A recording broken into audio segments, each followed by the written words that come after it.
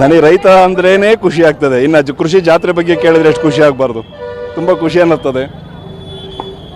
ಜಗತ್ತು ನಿಂತಿರೋದು ರೈತನ ಶ್ರಮದ ಮೇಲೆ. ರೈತನ ಬೆವರು ಎಷ್ಟು ಚಂದ ಬರ್ತದೋ ಅಷ್ಟು ದೇಶ ಸುಭಿಕ್ಷವಾಗಿರ್ತದೆ.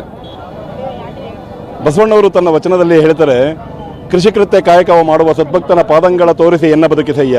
ಆತನ ತನು ಶುದ್ಧ, ಮನಶುದ್ಧ, ಭಾವಶುದ್ಧ. ಆತನ ಮನವಿಗೆ ಹೋಗಿ ಲಿಂಗ ಪೂಜೆ ಕೈಗೊಂಡ ಗುರುವಿನ ಜೀವನ ಪಾವನ ನೋಡ ನಮ್ಮ ಕೂಡಲ ಸಂಗಮ ದೇವ ಅಂತೇಳಿ ವಚನಕಾರರು ಹೇಳ್ತಾರೆ. ಅಂದರೆ ರೈತಾಪಿತನ ಅಂದರೆ ಅಷ್ಟು ಶ್ರೇಷ್ಠವಾದದ್ದು. ಜಗತ್ತಿನ 84 ಲಕ್ಷ ಜೀವಿಗಳು ಅಂತೇಳಿ ಕನಕದಾಸರು ಹೇಳ್ತಾರಲ್ಲ, 84 ಲಕ್ಷ ಜೀವಿಗಳಿಗೂ ಅನ್ನ ಕೊಟ್ಟಿರ್ತಕ್ಕಂಥ ಪುಣ್ಯಾತ್ಮ ಯಾರಾದರೂ ಇದ್ದರೆ ಅದು ರೈತ ಮಾತ್ರ. ಕುವೆಂಪು ಒಂದು ಕಡೆ ಬರೀತಾರೆ, ರಾಜ್ಯಗಳೆಳೆಯಲಿ ರಾಜ್ಯಗಳು ಉದಿಸಲಿ ಹಾರಲಿ ಗದ್ದಿಗೆ ಮುಕುಟಗಳು, ಮುತ್ತಿಗೆ ಹಾಕಲಿ ಸೈನಿಕರೆಲ್ಲ ಬಿತ್ತುಳುವುದು ಬಿಡುವುದೇ ಇಲ್ಲ, ನೇಗಿಲ ಕುಳದೊಳಗೆ ಅಡಗಿದೆ ಕರ್ಮ, ನೇಗಿಲ ಮೇಲೆಯೇ ನಿಂತಿದೆ ಧರ್ಮ ಅಂತೇಳಿ ಕುವೆಂಪುರವರು ಬರೀತಾರೆ. ಅಂದರೆ